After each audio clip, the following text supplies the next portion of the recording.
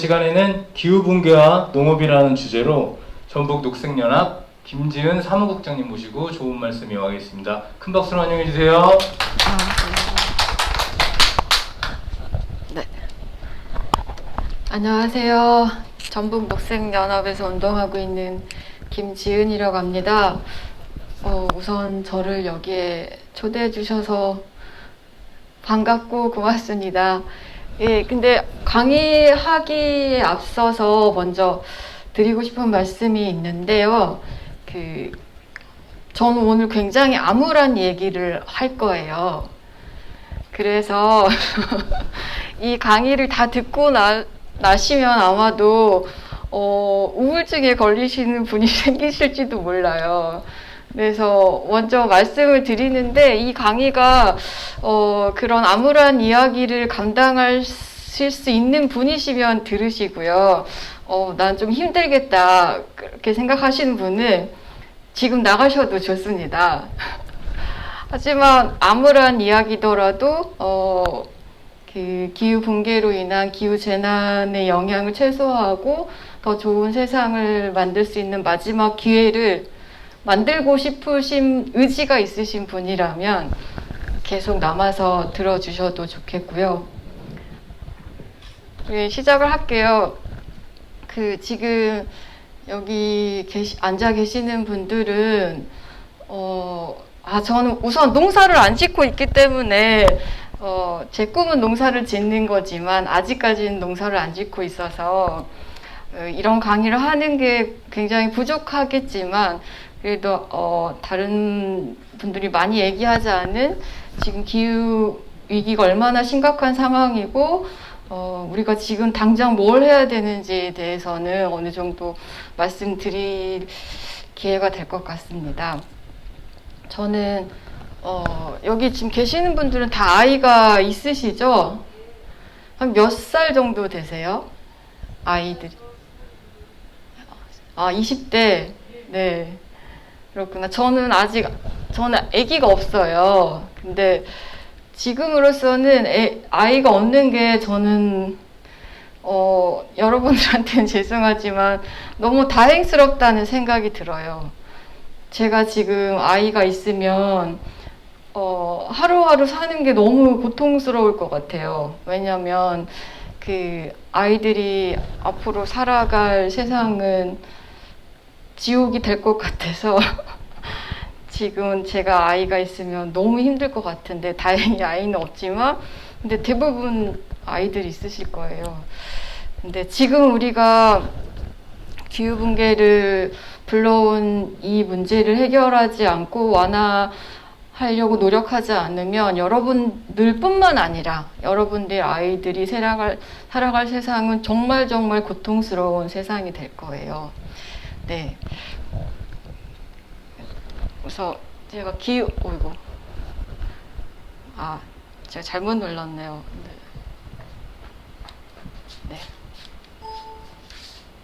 네, 혹시 이 소녀가 누군지 아시는 분? 처음 보세요? 다 아세요? 그렇구나. 다행입니다. 그레타 툰베리라고 스웨덴에 살고 있는 10대 친구죠. 근데 이 친구가 2019년 타임즈 올해 인물에 선정이 됐었어요. 그리고 2019년 영국 옥스퍼드 사전에서 올해의 단어로 기후 비상을 선정을 했었어요. 근데 2019년은 전 지구적으로 기후위기가 비상한 상황이다라고 언론에서뿐만 아니라 강조하고 전 지구적인 대중운동이 폭발하게 된 시점이었는데 정작 우리나라는 굉장히 기후위기에 대해서 언론에서 거의 다루지 않았어요. 2019년도만 하더라도. 근데 2019년도에 분명히 한국에서도 기후위기 비상행동이 있었거든요. 전북에서도 있었고 전국적으로 다 일어났는데 언론이 오지를 않았어요. 보도도 안 하고. 그때 생각해보니까 2019년도에 우리나라의 올해의 단어를 생각을 해보니까 조국이 될 것 같아요. 기억하시겠지만 2019년도에 온통 조국 얘기만 했거든요. 지금 전 지구가 멸종하느냐 마느냐 이런 와중에 우리나라는 여전히 정쟁 싸움만 하고 있었습니다. 근데 우선 이 얘기를 하기 전에 지금은 이제 우리나라는 언론에서도 조금씩 기후위기라는 말을 쓰기 시작했고, 많은 분들이 기후위기란 말이 이제 점점 익숙해지기 시작했는데, 어떤 단어라는 거는 그 인식의 수준을 반영을 하는 거잖아요. 네, 그래서 단어를 정확히 써야 된다라는 말씀을 먼저 드리고 싶어요. 예전에는 지구온난화라는 말을 주로 했어요. 근데 이제 지구온난화라는 얘기가 뭔가 온난하다라고 하면 뭔가 포근하고 약간 부정적인 이미지보다는 긍정적인 이미지가 있잖아요. 그래서 위기의 심각성을 반영하는 단어가 아니다 해가지고 지구 가열화라고 바꿔 불러야 된다라고 이제 말하기 시작했고, 기후 변화라는 얘기도 변화도 긍정적인 변화도 있고 부정적인 변화도 있고 약간 중립적인 단어잖아요. 그래서 변화라는 말도 정확하지 않다. 그래서 기후 비상사태 또는 기후위기, 기후붕괴라고 불러야 된다라고 이제 세계는 바꿔서 말하기 시작을 했고, 영국에서도 이제는 2019년부터 우리는 기후변화를 기후위기로 부르기로 했다라고 했고, 우리나라 언론 중에 뉴스펭귄이라는 언론 기후 관련한 보도를 집중적으로 하고 있는데, 거기서도 지구 가열화로 쓰고 기후위기로 쓰겠다고 이제 발표를 한 적이 있어요. 그래서 지금은 기후위기라는 말을 일반적으로 많이 쓰고 있는데, 제가 앞에 저도 얼마 전까지만 해도 강의를 하거나 사람들한테 말씀드릴 때 기후위기라고 했었는데, 작년을 경험하고 올해를 들어서 전 지구적으로 일어나는 기후 재난 사태를 보면서 이거는 기후위기라는 말로도 제대로 반영이 안 되는구나. 지금은 기후붕괴라는 말이 더 지금의 상황을 직시하는 용어다라는 생각을 하게 돼서 지금은 기후붕괴라는 말을 쓰고 있습니다. 예. 근데 왜 2019년도에 기후위기 비상사태라고 막 전 지구적으로 대중운동, 툰베리를 중심으로 전 지구적 대중운동, 기후행동이 일어났는지를 그 계기를 말씀드릴게요. 원래는 기후위기에 관해서 문제의식은 20, 30년 전부터 계속 과학자들이나 시민단체에서들 운동하는 분들이 얘기를 했었죠. 근데 계속 그 심각성을 제대로 인지 못하고 행동을 하지 않았었어요. 근데 2018년도에 그 IPCC 총회에서 그걸 우리나라 인천에서 했었거든요. 그 총회가 있었는데 그때 1.5도 특별보고서라는 것을 만장일치로 채택했어요. 그 내용은 뭐냐면 2015년 파리 기후변화 협약에서 지구 평균 온도 상승폭을 2도씨보다 낮게 유지하기로 했는데 근데 2도씨도 굉장히 위험한 상황이다. 2100년까지 지구 평균 온도 상승폭을 1.5도 이내로 제한하지 않으면 인간을 포함한 모든 생물종이 제대로 살아갈 수 없는 파국으로 돌이킬 수 없는 파국이 될 것이다 라고 이제 판단을 한 거죠. 지금의 과학적인 여러 가지 지표들이. 그래서 1.5도 이내로 지구 평균 온도 상승폭을 제한해야 된다라는 것에 대해서 만장일치로 채택을 하고, 그러면 1.5도 상승을 지키기 위해서 1.5도 이상 지구온도 상승을 일으키지 않기 위해서는 어떻게 해야 되느냐라고 했을 때, 지금까지의 지구온도 상승은, 평균온도 상승은 자본주의 산업 문명 이후로 온실가스가 급증하면서 그 비례해가지고 온도가 상승한 거거든요. 그러면 1.5도 목표 달성을 위해서는 2050년까지 순 배출량, 그러니까 온실가스 순 배출량을 제로로 만들고, 또 2030년까지 2010년 배출량의 45%를 감축해야 된다라고 IPCC가 얘기를 했어요. 그래서 이 기준에 따라서 2018년부터 1.5도를 지키기까지 남아있는 탄소 양이 있거든요. 온실가스 양이 있거든요. 온실가스가 얼마 이상 넘어서면은 1.5도를 넘게 되니까 1.5도를 넘게 하지 않기 위해서 배출할 수 있는 탄소 양이 정해진 거잖아요. 그 탄소량을 보통 탄소 예산이라고 해요. 카본 버짓이라고 하는데 그 남아있는 탄소량이 2018년부터 해서 420기가톤 남았다고 했어요. 이 보고서에서. 근데 매년 전 지구적으로 발생되는 이산화탄 온실가스량이 42기가톤이거든요. 그럼 앞으로 420기가톤이 남았다고 했는데 매년 42기가톤이 배출되니까 얼마나 몇 년이 남은 걸까요? 2018년 기준으로. 1.5도를 지키기 위해서 배출할 수 있는 온실가스량이 420기가톤인데 네. 2018년부터 매년 42기가톤이 발생하니까 2018년 기준으로 10년이 남은 거예요. 근데 지금은 2021년이잖아요. 그러면 이제 7년도 안 남은 거예요.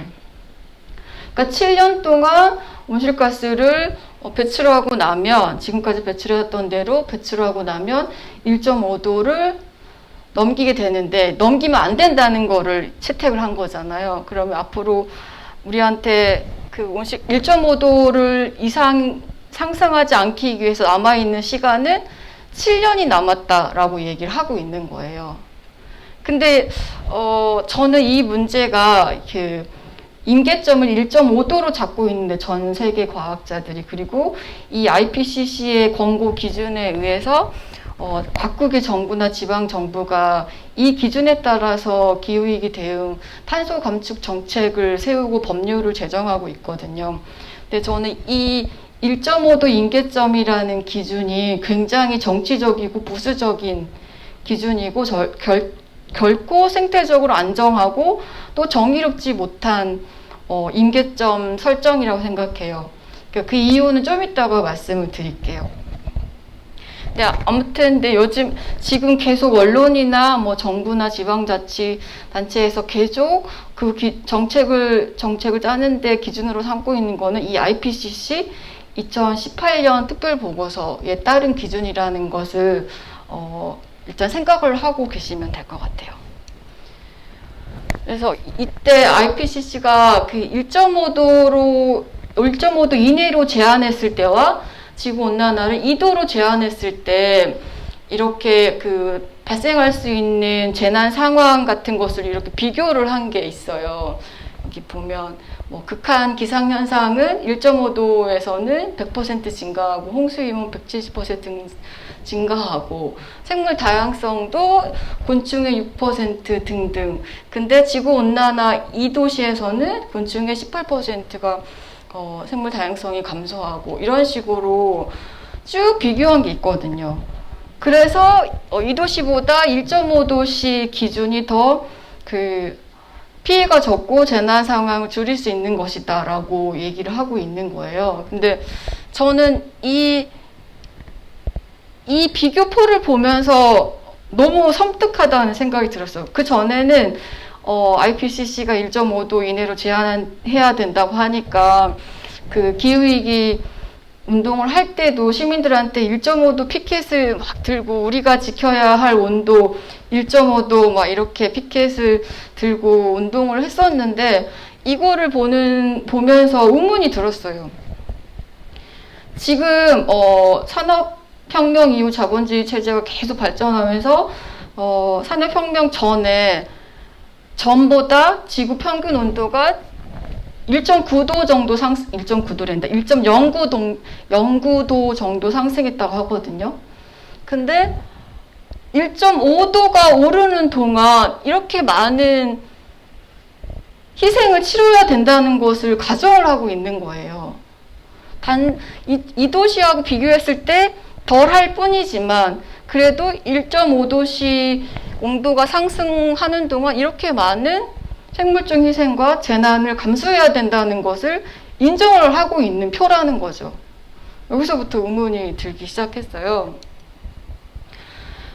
그래서 잠깐 지구적으로 2019년부터 대규모 기후위기 비상행동이 일어났는데, 그 2019년도에 이제 2018년도 IPCC 특별보고서 채택하고 나서 2019년도 9월에 미국에서 유엔 기후위기 정상회담이 있었어요. 그 시기에 즈음에서 툰베리를 중심으로 우리나라뿐만 아니라 전 지구적으로 수백만 명의 사람들이 나와가지고 정부와 기업 등의 그 기후위기 대응을 촉구하는 시위를 했었거든요.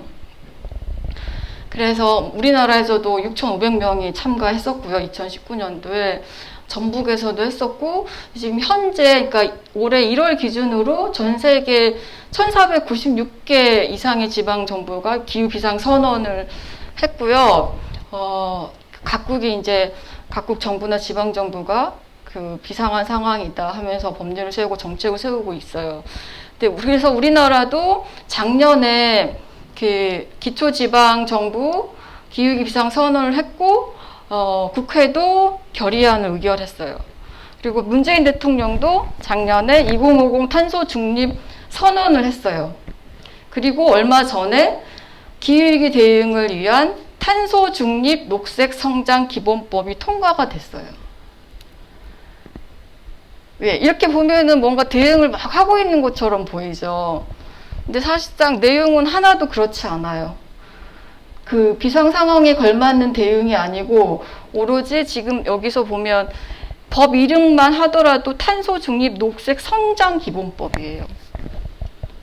여전히 성장 이데올로기와 성장 중심 체제 때문에 기후위기가 발생했는데 여전히 성장을 버리지 못하고 있어요. 그리고 이 법은 기후위기로 인한 가장 먼저 희생을 당하는 가난한 사람들이나 노동자들, 농민들을 위한 대비책은 없고요. 오로지 기업의 성장만을 위한 법이에요. 이건 기후위기 대응법이 아니고 탄소 중립법도 아니에요, 사실상. 하지만 하는 것처럼 계속 홍보를 하고 있어요. 이거는 그냥 보시면 될 것 같고요. 또 보시고. 네, 온실가스는 규제 대상 온실가스 중에 6가지가 있는데 가장 많이 배출되는 게 아시다시피 이산화탄소고요. 88.6%가 이산화탄소고 4.8%가 메탄인데 이 메탄을 좀 주목할 필요가 있는 게 메탄은 비율은 작지만 이산화탄소보다 온실가스 효과가 수십 배 이상 높아요. 근데 이 메탄이 지금 방출되고 있어요. 어디서 방출되고 있냐면 그 영구 동토층이라고 아시죠? 들어보셨죠? 막 시베리아 영구 동토층이라는 거 영원히 얼어있는 땅이라는 의미잖아요. 근데 지구 온도가 상승되면서 되게 녹고 있어요. 그래서 그 안에 잠들어 있던 메탄이 지금 방출되고 있어요. 네. 또 보시고, 근데 이제 여전히 이 기후위기를 얘기할 때 부정하는 사람들이 있어요. 아직까지도. 누구냐? 트럼프도 대표적으로 막 부정을 했었죠. 겨울이 이렇게 추운데 무슨 지구 온난화 기후위기, 겨울이 이렇게 따뜻한데, 아니다. 저렇게 추운데 무슨 온난화냐, 막 이런 식으로 날씨와 기후를 헷갈리면서 잘 모르면서 기후위기를 부정을 했었는데, 기후위기를 부정하는 사람들은 누굴까요?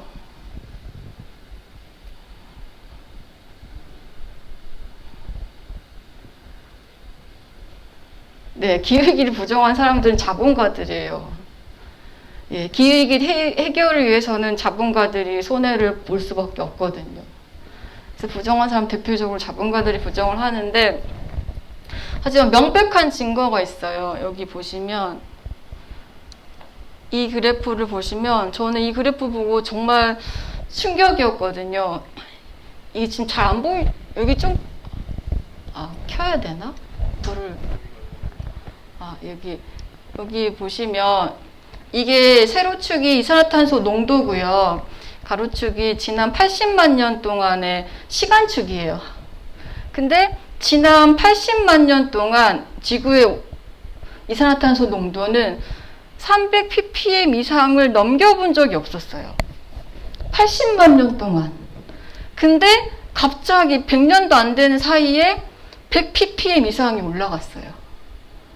이 기간은 산업혁명 이후 자본주의가 완전히 발전하게 되면서 증가한 온실가스, 화석연료 사용으로 인한 온실가스, 이산화탄소 때문에 이 80만 년 동안 한 번도 300 ppm 이상을 넘겨보지 않았던 온실가스, 이산화탄소 농도가 급증한 거예요. 100년도 안 되는 시간에.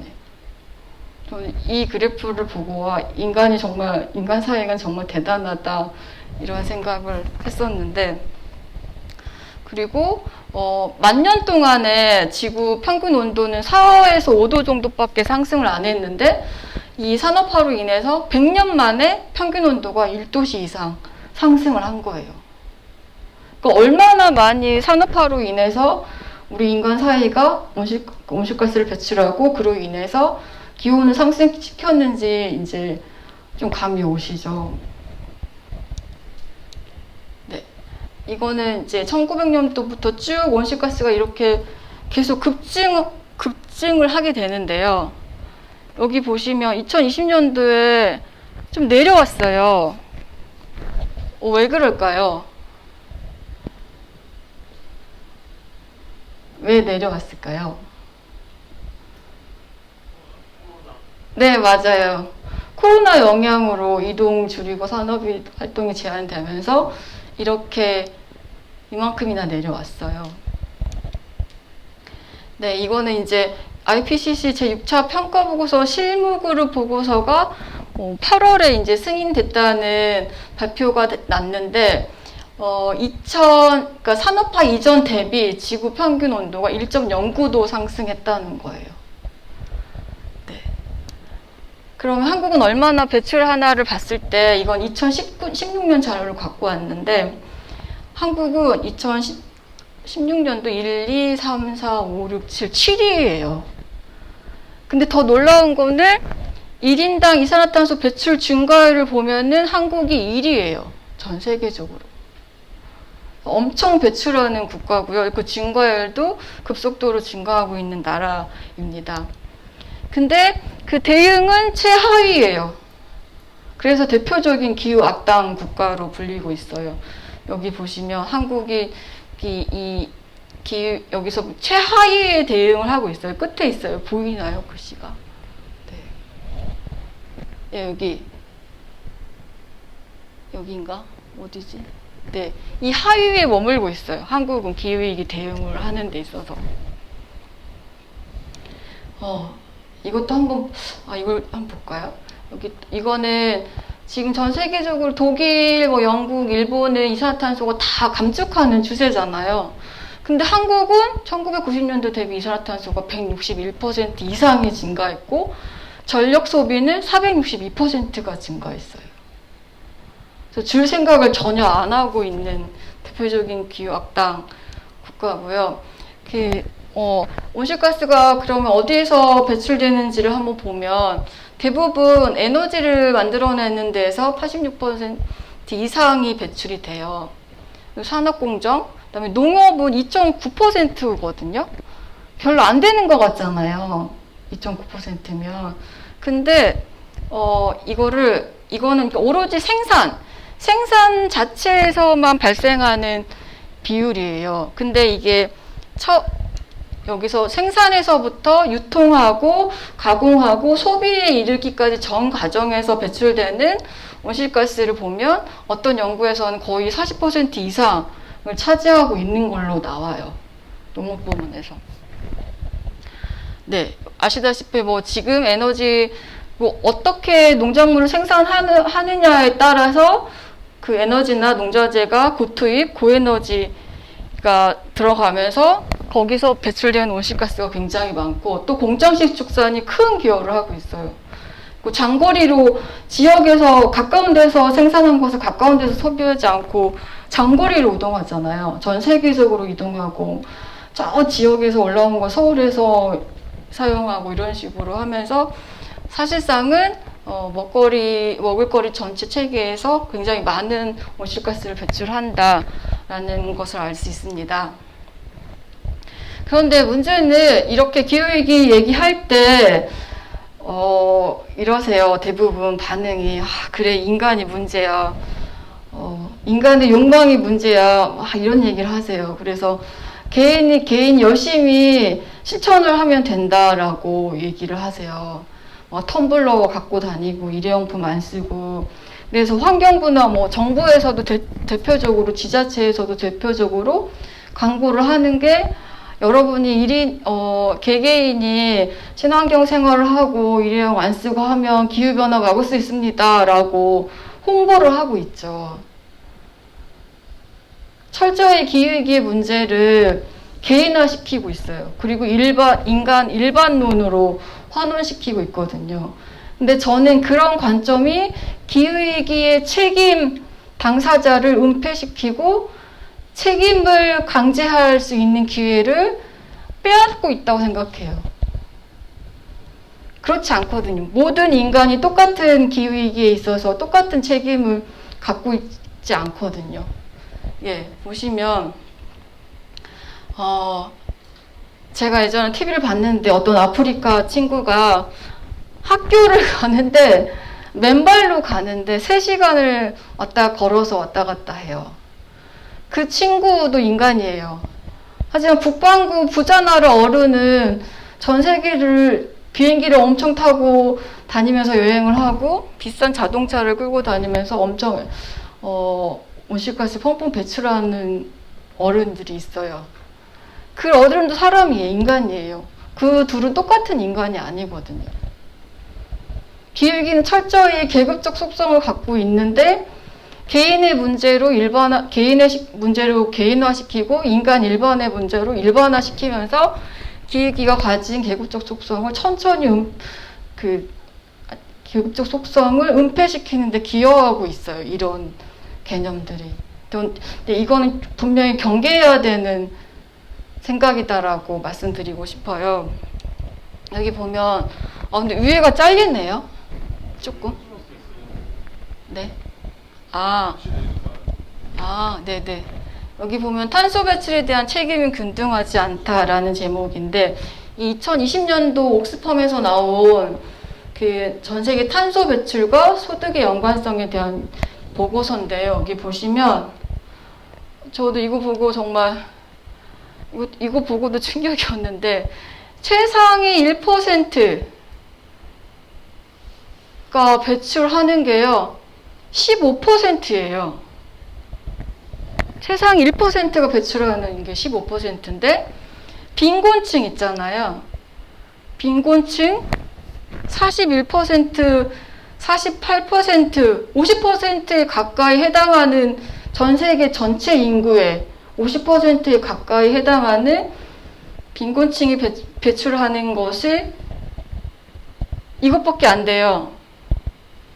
7%밖에 안 돼요. 얼마나 많은 격차를 보이고 있는지 이해되시죠? 결코 탄소 배출에 대한 책임은 결코 분등하지 않아요. 최상 1%가 이렇게 많이 배출을 하고 있어요. 그리고 저희가 이런 얘기 많이 해요. 개인의 실천이 정말 중요하다. 그래서 기후위기가 심각하니까 여기저기서 개인의 실천을 강조하는 사업들 많이 하고 단체들에서도 그런 활동들을 되게 많이 해요. 근데 모든 개인이 텀블러를 다 쓰고 다니고 일회용품 쓰지 않고 장바구니를 다 갖고 다닌다 하더라도 아무 소용이 없어요. 이 10개 기업을 규제하지 않으면. 여기 보시면 우리나라 상위 10개 기업에서 배출하는 온실가스량이 우리나라 전체 배출량의 절반에 해당돼요. 단 10개 기업 배출하는 양이. 그러니까 결코 이 기후위기 문제를 개인의 문제로 환원시키면 안 된다는 게 자꾸 이런 데서 드러나는 거 볼 수 있습니다. 아시겠지만 기후위기로 인한 영향들은 지금 뭐 1도 지금 거의 1.09도씩 상승했다고 했는데 1.09도씩 상승했을 때 과연 단 1도씩 좀 올랐는데 어떤 일이 벌어지고 있는지를 말씀을 드릴게요. 이게 아직 우리나라에서는 세계 각국은 이 기후 재난들이 정말 피부에 와닿게 닥치고 있어서 경각심이 우리나라랑 좀 다른 것 같은데 어떤 일이 지금 일어나고 있는지 한번 보여드릴게요.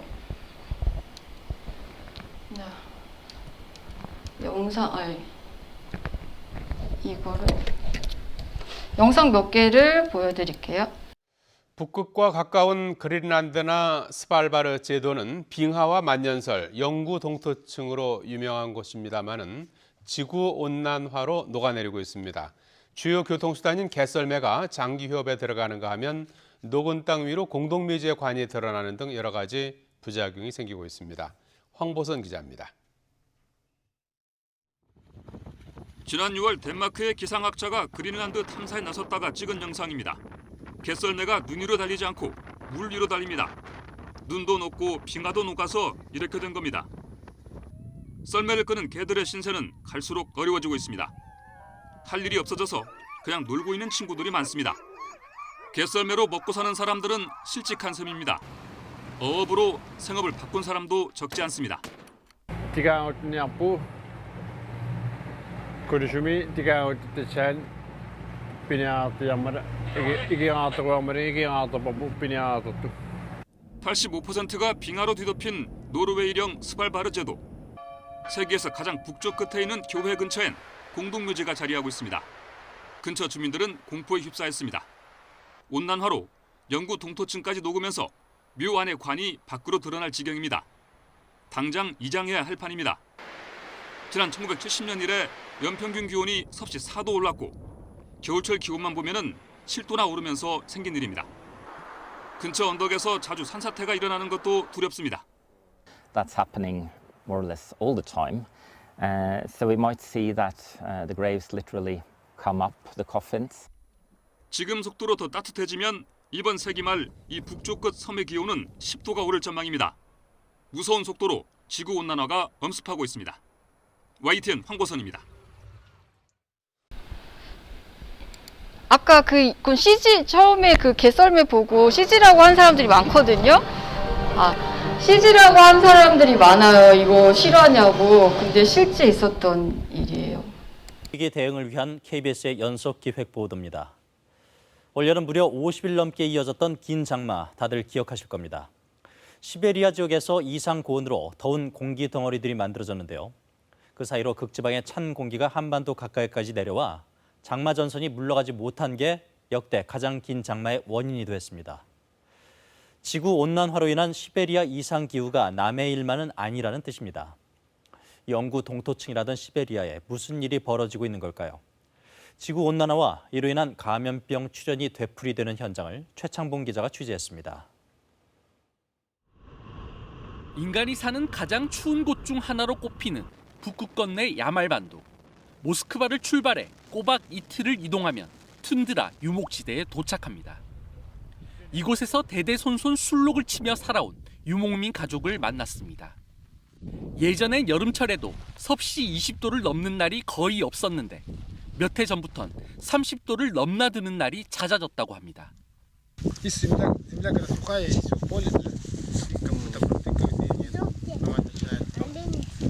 Из-за жары?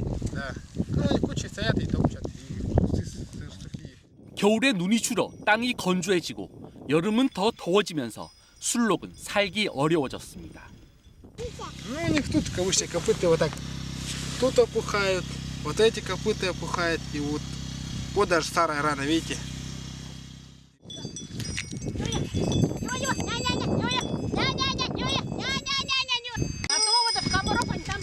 Да. Они сами заходят, приходят. У них там тазик с водой стоит. 어머니 안나 씨는 최근 전기 냉동고를 장만했습니다. 길어진 여름 탓에 이제 냉동고는 생활의 일부가 됐습니다. Сейчас мясо мы храним в морозильнике. Раньше хранили под землей в мерзлоте. Вот и оно сохраняется очень долго. Просто она ранее была очень, поэтому рано вот в июне уже постоянно у нас тут снег лежит в июне месяце, а в этом году в июне не было уже снегу совсем уже. 이 지역의 한 호수에선 올해 7월 고대 매머드 화석이 발견됐습니다. 만년 전 사체지만 얼음 속에 파묻혀 있어 근육과 연골, 섬유 조직이 고스란히 보존됐습니다. 사체 안에 어떤 미생물이나 바이러스가 존재할지도 모른다는 뜻입니다. 전 세계적으로 빙하와 영구 동토층이 잇따라 녹으면서 잠자고 있던 병원체 발견이 속속 보고되고 있습니다. Кажется, потому что даже если вирус новый, это еще не значит, что он поражает человека, разумеется. 4년 전에도 시베리아 영구 동토가 녹으면서 얼어있던 술록이 드러났습니다. 사체 속 탄저균이 되살아나 12살 소년이 숨지고 유목민이 20명 넘게 감염됐으며 술록 수백 마리가 폐사하기도 했습니다. Если сибирская язва была бы, то там все олени умерли. Да, от жары все это зависит. Если прохлада, то олень нормальный. 이 거대한 분화구는 녹아내린 영구 동토층에서 막대한 양의 메탄가스가 방출되면서 형성된 구덩이입니다. 메탄은 이산화탄소보다 수십 배 강력한 온실가스입니다. 온난화로 얼음이 녹고 여기서 나온 온실가스가 다시 온난화를 부추기며 이 때문에 병원체가 출현하는 악순환이 반복되는 셈입니다. 시베리아의 이상 고온은 이제 안나 씨 가족만의 문제가 아닌 바로 인류 생존의 문제입니다. KBS 뉴스 최창봉입니다. 지금 우리가 마스크를 거의 2년 가까이 쓰고 있잖아요. 코로나 바이러스 때문에. 그리고 방역 열심히 하고 백신 잘 맞으면 이 비극이 언젠간 끝날 것이다라는 희망을 계속 얘기하고 있죠. 근데 이거는 시작이에요. 코로나 바이러스는, 코로나 감염병은 이제 기후위기로 인한 서곡에 불과해요. 말씀드렸다시피 영구 동토층이 녹으면서 고대 바이러스가 발현될 수도 있고, 그뿐만 아니라 지구 온도가 상승되면서 병원체들이 계속 이동을 하거든요. 기존에는 인간 문명하고 만날 수 없었던 그런 관계들이 이제 붕괴되기 시작을 한 거예요. 그래서 온도 상승 멈추지 않으면 바이러스 노출은 더 심각해질 것이고, 코로나보다 더 심한 대규모 감염병은 빈번하게 찾아올 것입니다. 이거는 코로나가 끝나도 새로운 바이러스가 올 거예요. 예. 우리는 2021년, 2020년보다 행복한 평화로웠던 세상을 살기가 힘들 거예요. 점점 갈수록. 네. 그리고 또 이거는 생략을 하고 나중에 한번 보시고요. 예, 이것도 2020년도에 제가 봤던 그 뉴스인데요. 아프리카 보츠나와가 아니고 보츠와나인데, 보츠와나에서 330마리의 코끼리떼가 갑자기 떼죽음을 당한 적이 있었어요. 근데 그 당시에는 원인을 규명하지 못했는데 몇 개월 후에 원인을 발견했는데, 그게 지구 온도가 상승하면서 코끼리들이 물을 굉장히 많이 먹어야만 살 수 있잖아요. 근데 코끼리가 먹는 물 웅덩이에 시아노박테리안 독성 녹조가 발생해가지고 그걸 먹고 집단으로 폐사를 하게 된 거고요. 이게 이제 비단 코끼리만의 문제가 아니라 인간한테도 찾아올 수 있는 문제예요. 담소 온도가 상승되면 저렇게 독성 녹조가 창궐할 수 있거든요. 네. 그리고 이 영상을 한번 보여드릴게요. 이 말씀 드리기 전에 이 얘기를 하기 전에 이걸 먼저 말씀드릴게요. 네, 1도 오른 것만으로도 지금 어떤 일이 벌어지고 있는지 잠깐 몇 개를 말씀만 드리면, 2020년도에 시베리아가 가장 추운, 지구상에서 가장 추운 곳 중에 하나인데 2020년도에 38도의 온도를 기록했어요. 우리나라보다 더 더웠어요, 시베리아가. 근데 이건 과학자들이 다 예측을 했던 것들이래요. 근데 다만 예측했던 것보다 80년 빨리 온 거래요. 그리고 금강소나무라고요. 가뭄에 제일 강한 나무 중에 있거든요. 근데 지금 그게 집단 고사하고 있어요.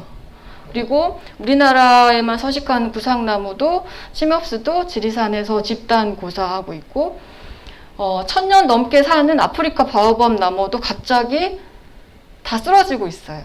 네. 그리고 아시다시피 작년에 호주 산불 기억하세요? 호주 산불이 9개월간 꺼지지 않고 지속됐거든요. 9개월간 꺼지지 않고 지속되면서 그 안에 타 죽은 동물들이 얼마나 되는지 혹시 아세요?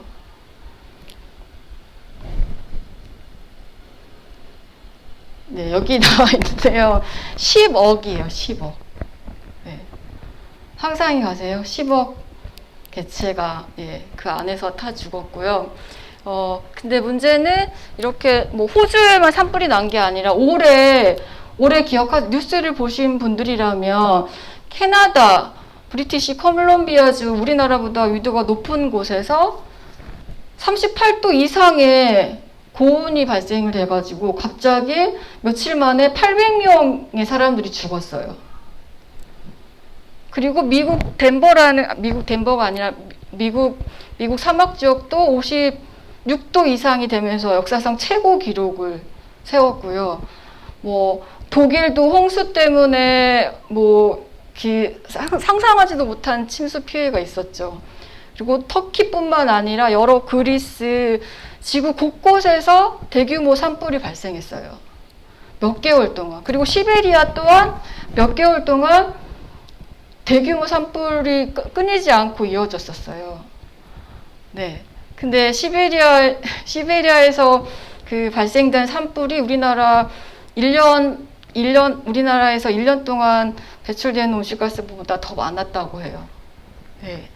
근데 이렇게 대규모 산불이 지금 계속 이어지고 있고, 작년에 뭐 미국 캘리포니아 지역 서부에서도 산불이 이어지고 있고, 올해도 또한 미국 산불이 이어지고 있었어. 폭염도 굉장히 심했고 가뭄이 굉장히 극심하고 있어요. 미국은 현재. 그리고 알래스카 빙하도 굉장히 빨리 녹고 있는데 과학자들이 예측했던 것보다 100배나 빨리 녹고 있대요. 조금 이따가 알래스카 빙하 그 영상을 보여드릴 건데요. 이렇게 빨리 녹고 있는 빙하를 위해서 지금 인간들이 어떤 일을 하고 있는지 좀 이따 보여드릴게요. 예. 그리고 작년에 제가 정말 접했던 제일 충격적인 뉴스 중에 하나가 이거예요. 그 보면 여기 2020년 9월에 미국 덴버라는 곳에서 네, 이것도 좀 이따 영상으로 보여드릴게요. 그러면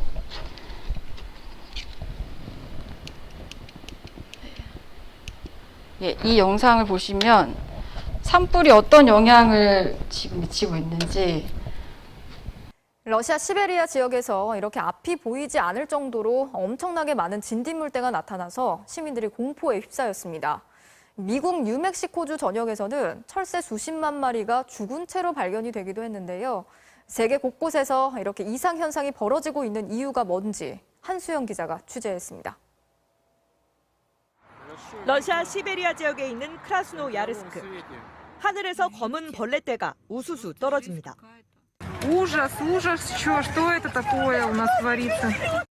도심을 공습한 벌레떼로 거리는 마치 짙은 안개가 낀 듯 한 치 앞도 내다볼 수 없을 정도입니다.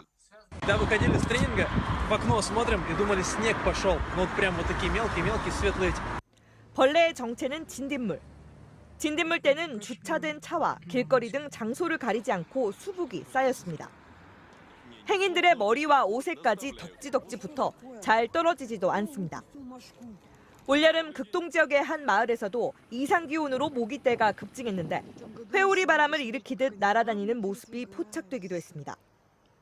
유례 없는 곤충떼의 출현에 대해 현지에서는 지난 겨울부터 지속되고 있는 시베리아의 이상고온과 관련이 있다는 분석이 나오고 있습니다. Большинство насекомых либо погибнет, либо там уйдут на зимовку, соответственно. Если вдруг теплее будет, возможно, какие-то всплески разных видов насекомых будут. 미국 뉴멕시코주 곳곳에선 새 수십 마리가 죽은 채 발견됐습니다. I have no idea. 떼지어 죽은 철새들이 처음 발견된 건 지난달 20일. 이후 콜로라도, 텍사스에서도 같은 현상이 벌어지고 있습니다. 파랑새, 참새, 딱새 등 이미 개체수가 감소한 종이 대부분입니다. 생물학자들이 원인 규명에 착수했는데 캘리포니아 산불이 그중 하나로 추정됩니다. That the fires forced the fires across the western United States forced some of them to change their migratory routes. Some of them could have some smoke damage. Birds have very sensitive lungs. 이상고온에서 비롯된 산불의 여파가 철새의 이동과 생존에도 영향을 미친 겁니다. 지난달엔 북극 그린란드의 가장 큰 빙붕에서 113제곱킬로미터 면적의 대형 빙하도 떨어져 나갔습니다.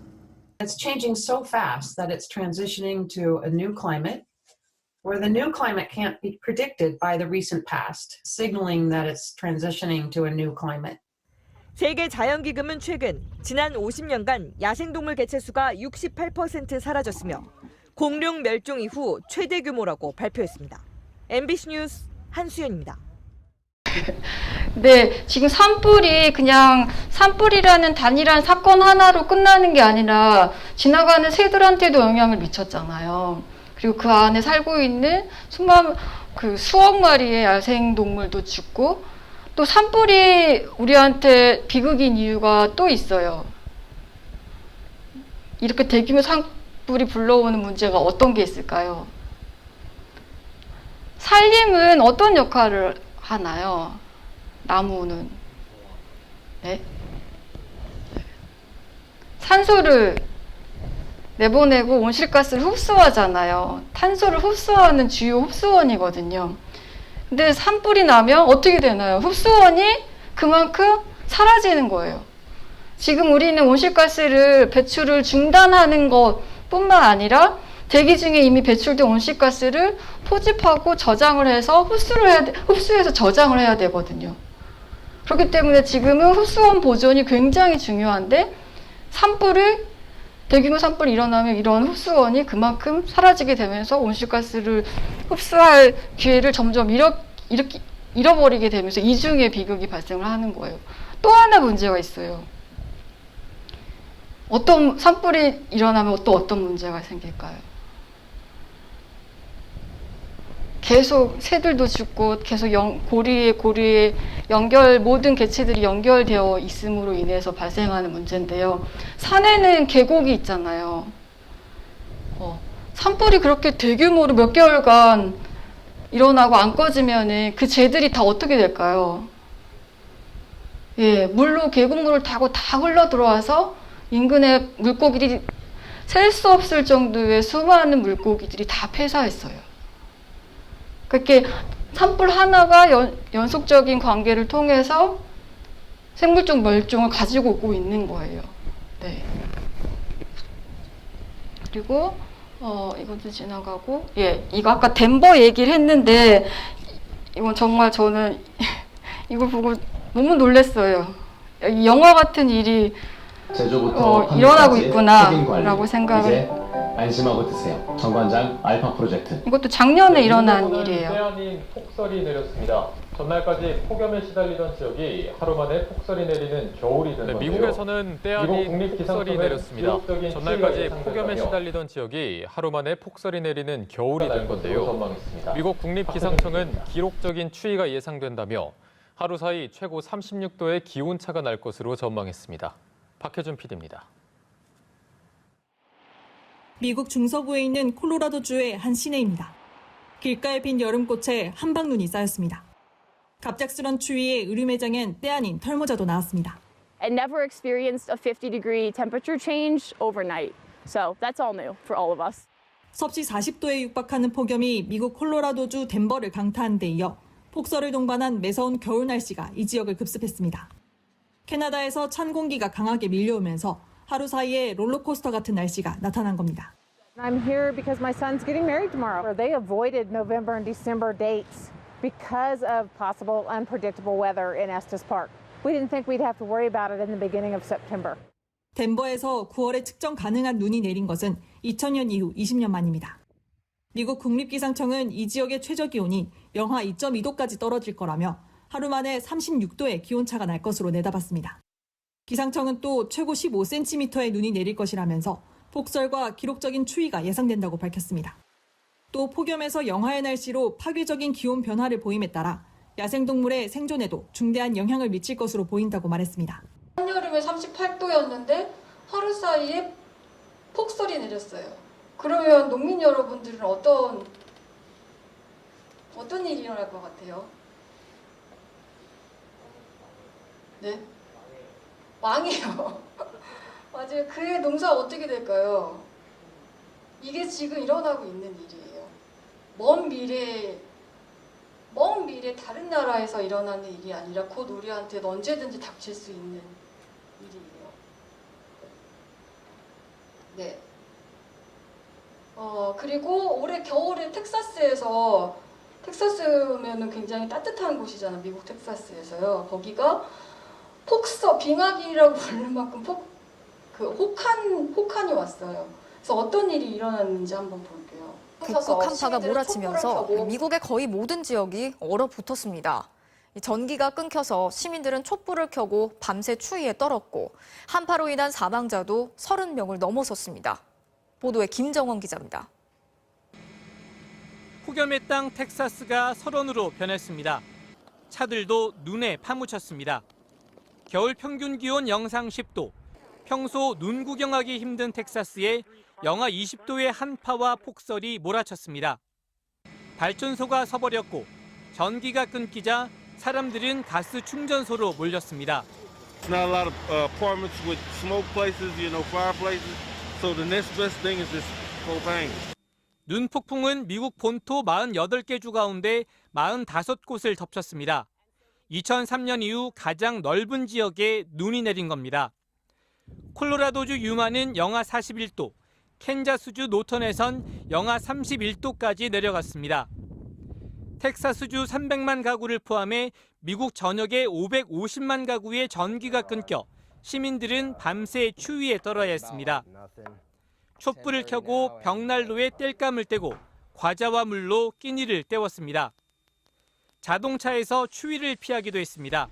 We got all the blankets out. We tried to all sleep together to keep us warm. Come to the cars to keep our phones charged.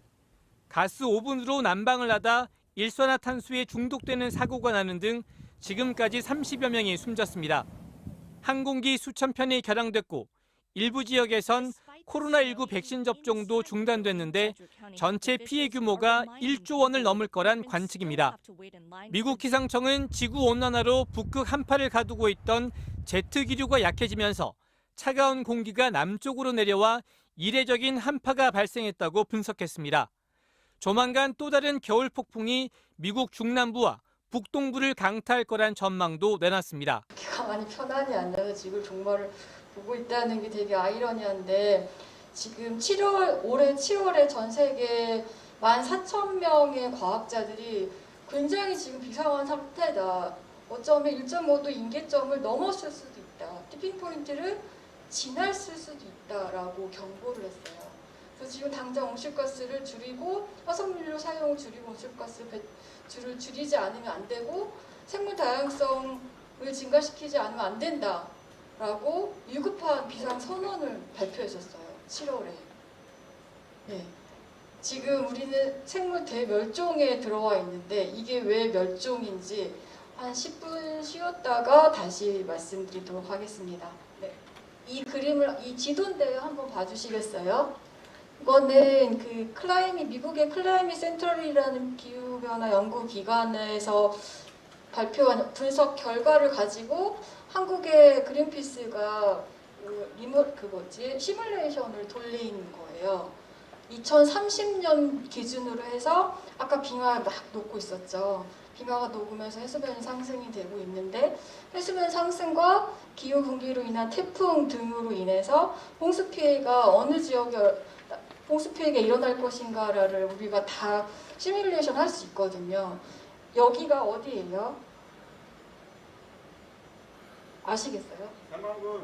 네, 방조제예요. 여기가 다 김제죠. 김제 다 침수돼요. 2030년에.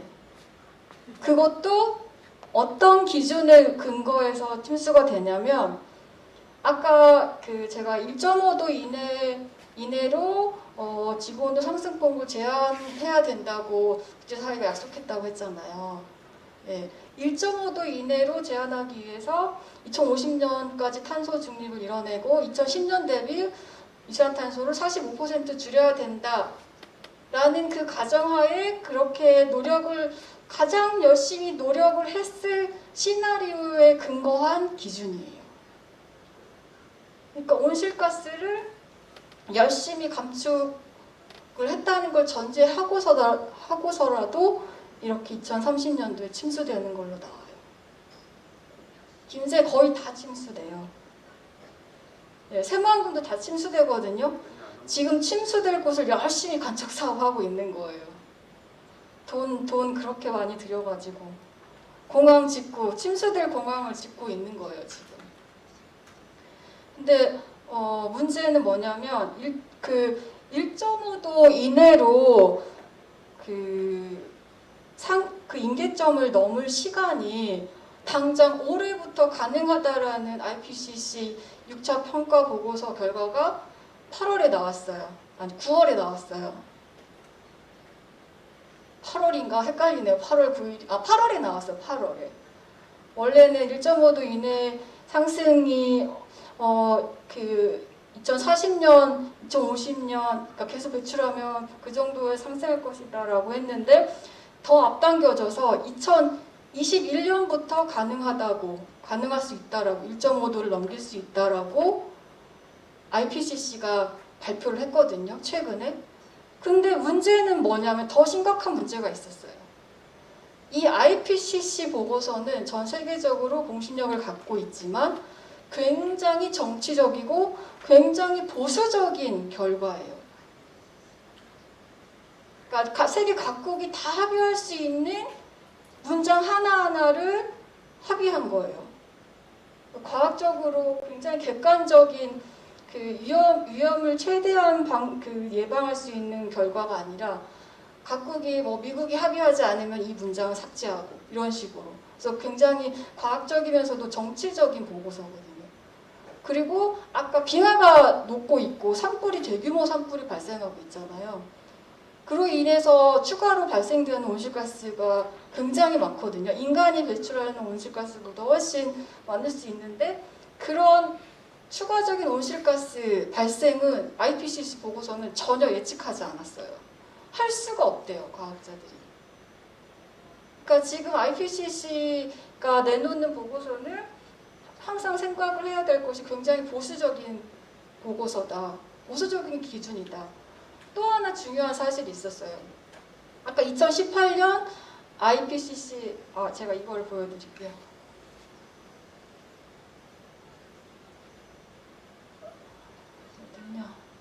거꾸로 갔다. 죄송해요.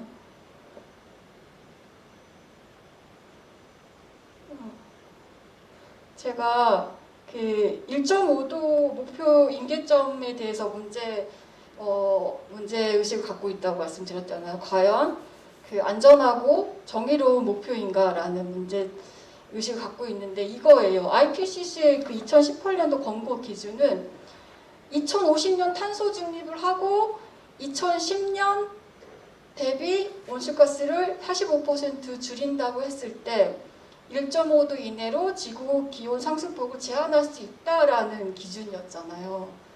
근데 그렇게 하더라도 1.5도 이내로 제한할 수 있는 가능성이 100%인 기준이 아니에요. 고작 66%의 가능성을 가진 기준이에요. 전 이해가 안 됐어요. 어떻게 100%의 가능성도 아닌 1.5도 이내로 제한할 수 있는 가능성이 66%밖에 안 되는 기준을 왜 전지구적인 기준으로 삼아야 하지? 라는 의문이 들기 시작했어요.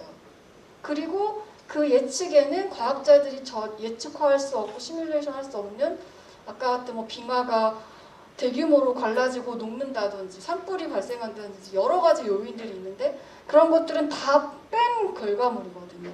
그런 것까지 다 포함시키고 100%의 가능성을 감안하면은 지금은 1.5도 임계점을 넘을 수도 있다라는 과학자들의 우려가 결코 기후가 아니라는 생각이 들었어요.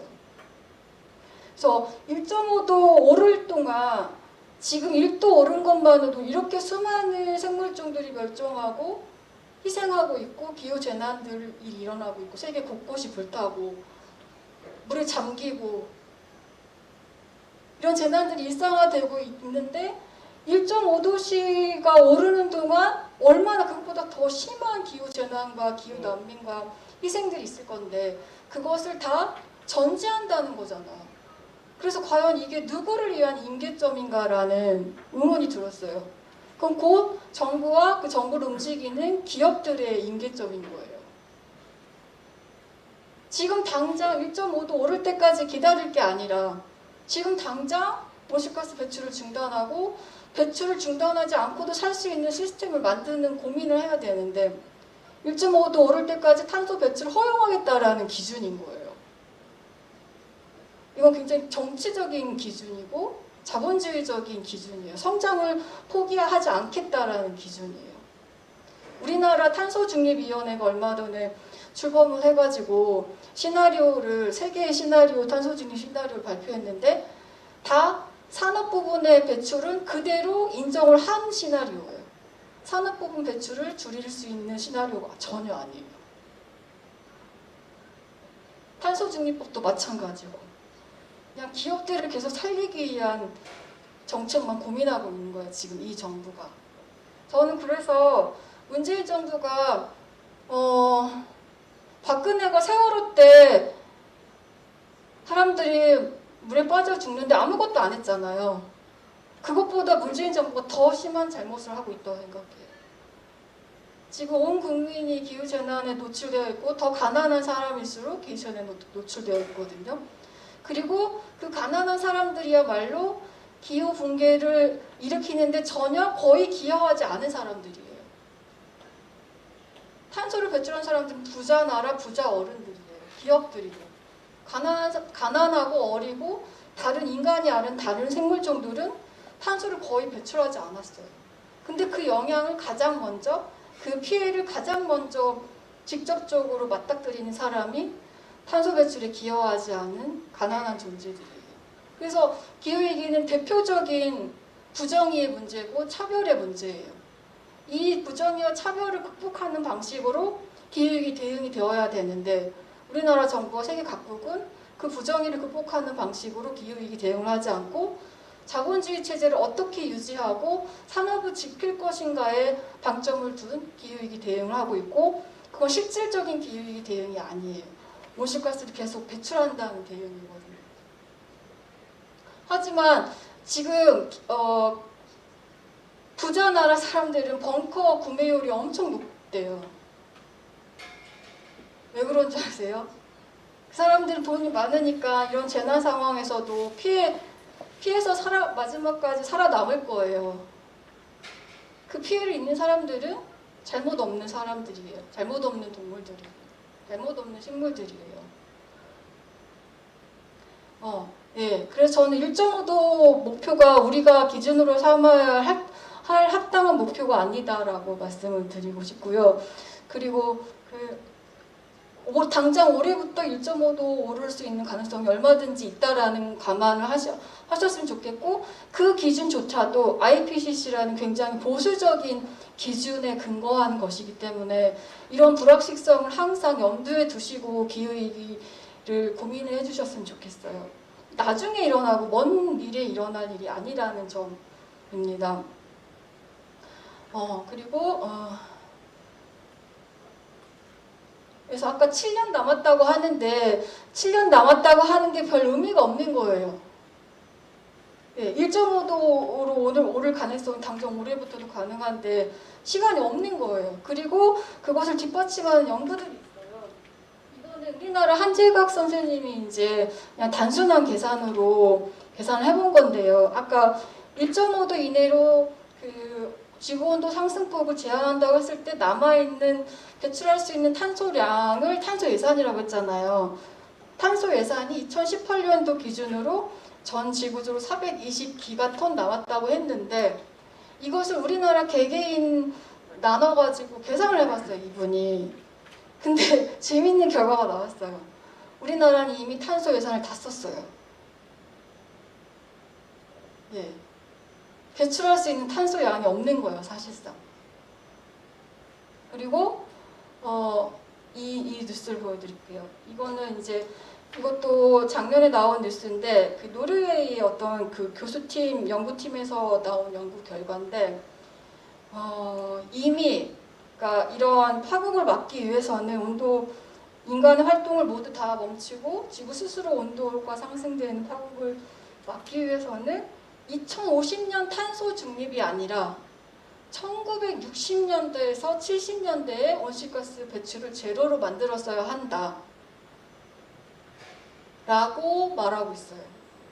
그리고 심지어 지금 당장 온실가스 배출을 줄이는 것뿐만 아니라 여기 매년 대기에서 이미 배출된 33기가톤 이미 배출된 온실가스 중에서 33기가톤 이상의 이산화탄소를 땅속에 저장하지 않으면 안 된다 라고 하고 있어요. 제가 아까 1년에 전 지구적으로 42기가톤의 온실가스가 배출된다고 했잖아요. 근데 지금 상황은 2050년 탄소 중립도 헛소리고 사실상 헛소리고 하나마나한 얘기인 거예요. 그리고 온실가스 배출 중단하는 걸 넘어서 이미 배출된 온실가스를 33기가톤씩 매년 땅속에 저장을 해야 되는 상황인 거예요. 네. 그런데 땅속에 이산화탄소를 저장할 수 있는 중요한 열사가 농업에 있어요.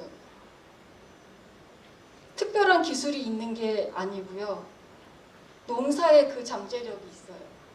탄소를 농사에서 격리시킬 수 있는 힘이 있어요. 근데 지금처럼 해왔던 관행농법으로는 오히려 탄소를 배출시키고요. 관행농법이 아니라 토양의 탄소량의 유기물 함량을 높이는 방식으로 토양의 질을 비옥하게 만드는 방식으로 무경을 통해서 탄소 저장할 수 있는 힘을 기르는 방식으로 농사에서 탄소를 격리시킬 수 있는 힘이 있습니다. 그래서 제가 아까 빙하 얘기했는데 이것도 굉장히 보수적인 기준에 의해서 2100년에 1m 상승한다고 했는데 근데 아까 IPCC가 보수적인 상황인 걸 고려하고 지금의 빙하 녹는 속도라든지 그리고 또 남극 빙하가 티핑 포인트를 넘어서 붕괴했다는 결과가 나왔거든요. 이런 뉴스들을 보면 갑자기 어느 순간 그 해수면 상승이 급증할 수 있는 상황이 된 거예요. 지금 상황은. 그래서 근데 왜 이게 긴급한 상황이냐면 한 번 배출된 온실가스는 금방 사라지는 게 아니에요. 미세먼지 같은 경우는 한 5일이면 사라진대요. 근데 대기 중에 배출된 온실가스는 수백 년 이상 계속 머물러요. 누적이 되고 있는 거예요. 지금 일어나고 있는 기후재난의 원인은 예전부터 발생된 온실가스의 영향인 거예요. 근데 지금 당장 우리가 온실가스 배출을 중단하지 않으면 지금 배출된 온실가스의 양 때문에 30년 후 미래 세대가 그 영향을 고스란히 받는 거예요. 그래서 지금 계속 배출하고 30년 지났다가 지금 지구가 말이 아니니까 우리 당장 온실가스를 멈추자. 산업이고 경제고 뭐고 그런 게 중요한 게 아니라 생존이 문제다. 당장 줄이자라고 했을 때 모든 인간 활동을 다 멈추고 온실가스를 중단한다고 해도 소용이 없어요. 이미 그 전에 과거에 지금 배출했던 온실가스의 영향을 그때 받기 때문에.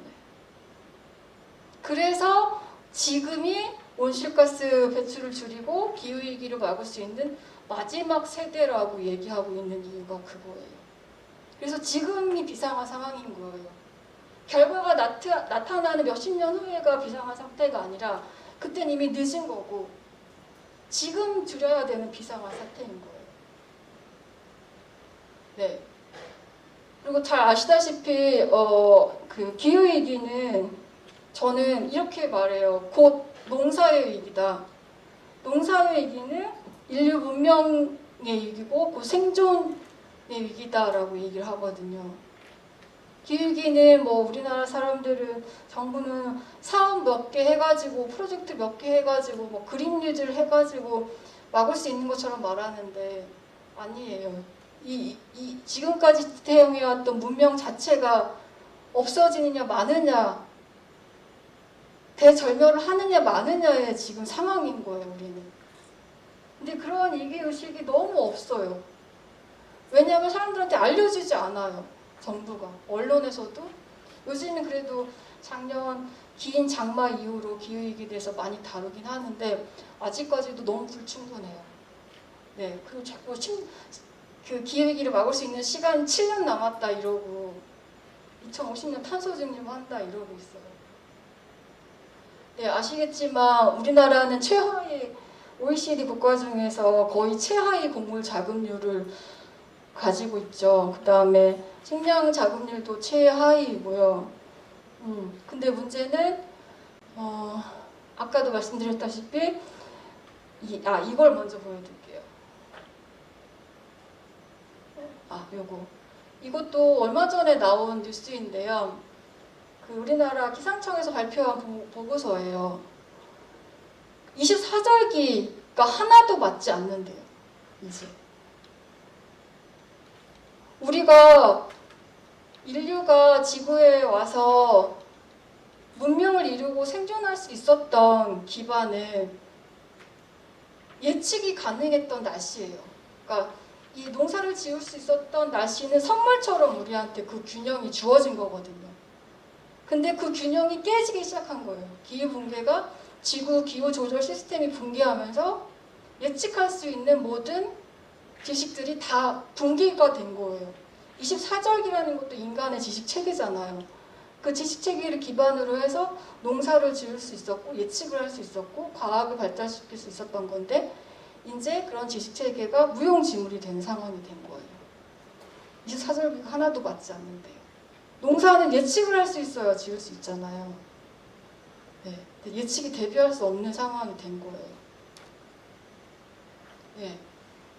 뭐 이런 것들은 중요한 많이 들어봤을 거예요. 농업 영향 해가지고 기후이기 때문에 주산지가 위로 묵상하고 뭐 냉해 피해 있고 이런 얘기들을 많이 들어봤을 거예요. 근데 저는 이런 식의 표현이 기후위기의 심각성을 인식시키는 오히려 방해가 된다고 생각해요.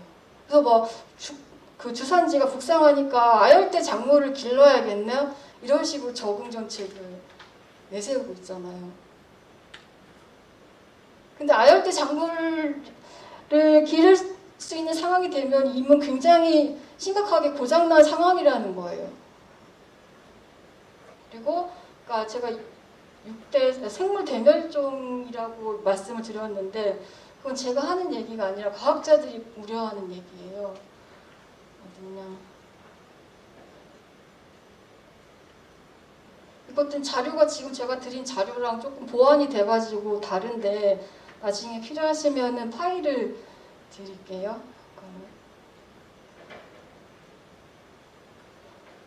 제가 거꾸로 갔네요. 죄송합니다. 아까 뉴스에서도 잠깐 나왔었는데 네, 여태까지 지구 역사상 생물 대멸종이 일어났던 역사가 5번 있었대요.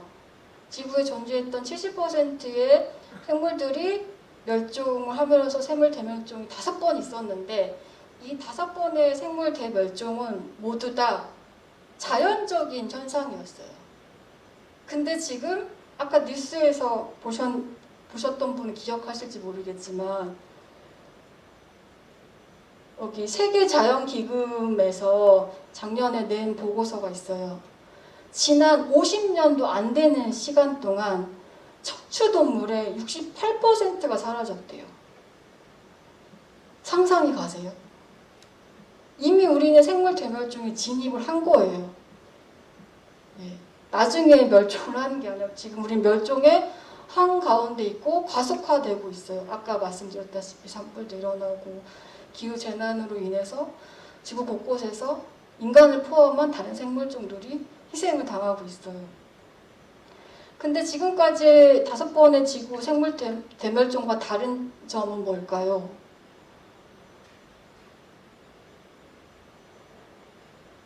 인간에 의한 생물 대멸종이라는 거예요.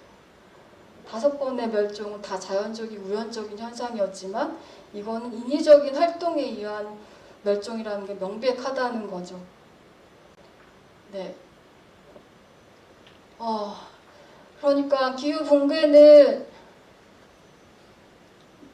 문명이 이기고 생존에 이기고 그 지구 생물종들의 생존이 달린 문제인데 지금 정부는 이 문제를 어떻게 얼마나 안이하게 인식하고 있냐면 한국판 그린뉴딜 계획을 작년에 발표를 했었어요. 발표를 했는데 농업 관련한 분야의 계획이 뭔 줄 아세요? 뭘까요? 저 그거 보고 경악했어요. 농촌 지역의 와이파이를 보급하겠대요.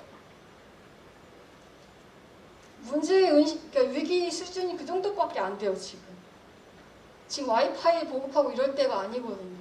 농사를 농사 재배지가 북상하고 농산물 품질이 저하되고 농사가 이런 걸 농산물 가격이 올라가고 이런 걸 떠나서 농사 자체가 불가능해지는 시기로 지금 접어들고 있는데 와이파이를 공급하겠다라는 계획밖에 안 세우고 있어요.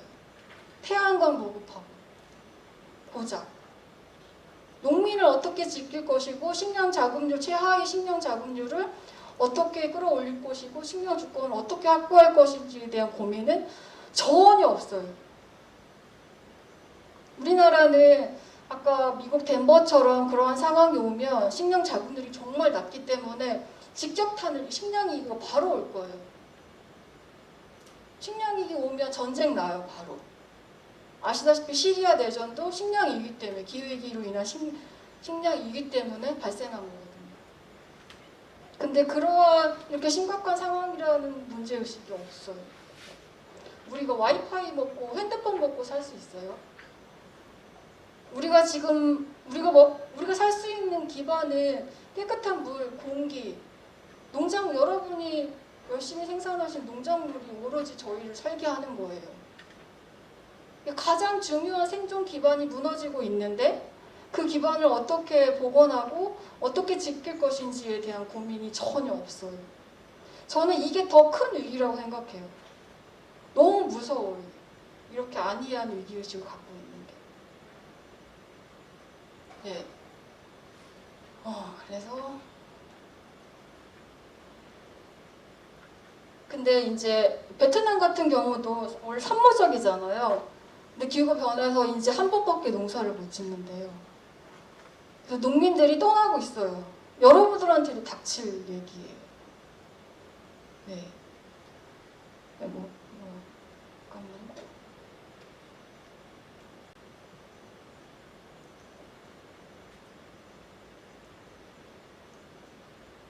이런 건 한번 작년에 이렇게 여러분들 느끼세요? 저는 2019년부터 확 체감을 하게 됐거든요. 2019년 겨울에 전주에 김제는 어떤지 모르겠는데 전주에 눈이 안 왔어요.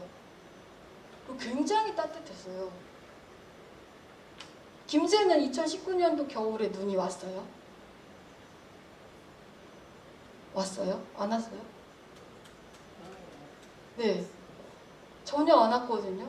그때 굉장히 따뜻하고 그 후로부터 기존의 정상적인 날씨 패턴이 보였던 적이 한 번도 없었어요. 지금까지. 그래서 저는 이게 체감이 되게 민감하게 느껴지는데 농민 여러분들은 자연과 직접 만나고 날씨에 굉장히 예민하고 민감하게 반응해야 되는 분들이기 때문에 더 잘 느껴질 것 같은데 어떠신지 궁금한데요. 근데 여태까지 농업은 그러니까 그 산업혁명 이후 화석연료를 기반한 녹색혁명이 일어나면서 다 아시다시피 화학비료 쓰고 하면서 생산량은 극대화됐지만 온실가스를 굉장히 배출하는 방식의 농업이 여태까지 진행이 되었죠. 그리고 농사가 농업이 되고 이윤을 축적하기 위한 하나의 수단으로서만 작용을 해왔던 거예요, 지금까지는. 그렇기 때문에 제가 농민분들한테 강의를 할 때 무경운을 해야 됩니다라고 이런 얘기를 드리면 우리도 하고 싶은데 유기농 하고 싶은데 돈이 안 돼요라는 말씀을 많이 하세요. 그러니까 이게 희생자인 거예요, 저는.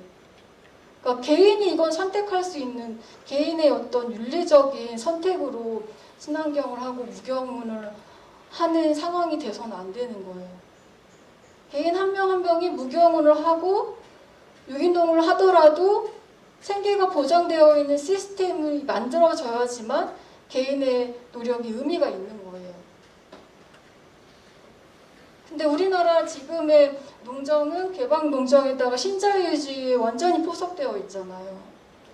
아무리 개인이 그렇게 농업을 하고 싶지 않아도 현실적인 문제 때문에 개인의 선택은 한계가 있을 수밖에 없는 거였는데 이 구조를 깨지 않으면 토양을 아무리 토양 농업을 통해서 토양을 탄소에 저장한다고 말씀드리더라도 개인들이 한 분 한 분이 그 무경을 하고 토양 탄소 농법을 할 수 있는 데에는 큰 제약이 따르는 거예요. 저는 그거를 자본주의 체제를 극복하지 않으면 그래서 결국에는 농업의 문제도 기후위기로 인한 재난의 문제도 극복할 수 없다라는 지점이 바로 그 부분입니다. 그러니까 지금까지는 농사가 농업이 되면서 자본주의 체제의 이윤 축적을 위한 하나의 수단으로만 전락했는데 이제는 다시 자연과 인간의 관계를 다시 관계 맺음해야 된다고 생각해요. 자연을 단순히 농사를 단순히 돈을 벌기 위한 수단으로서만 삼을 것이 아니라 모든 인간의 소중한 인간들이 생명을 유지할 수 있는 정말 존엄한 일이거든요. 그 존엄한 일을 이윤 축적을 위한 수단이 아닌 모든 생명이 살아갈 수 있고 지탱할 수 있고 생태계를 회복시킬 수 있는 소중한 일로 다시 회복을 시켜야 된다라고 생각을 하고요. 이제 온실가스가 급증하는 산업들은 다 곧 자초 산업이 돼요. 그리고 도시 농업자들이 도시 노동자들, 자영업자들 곧 일자리 엄청 많이 잃게 될 거고요. 다 자초 될 거거든요. 정부가 고민해야 될 것은 바로 그거예요. 그 자초되는 노동자, 자영업자들 얼마 전에 코로나 때문에 자영업자가 자살했잖아요. 이런 상황이 계속 이제 앞으로 더 악화될 거예요. 그런 사람들 다시 농사가 중심이 되는 체제로 개편하면서 그분들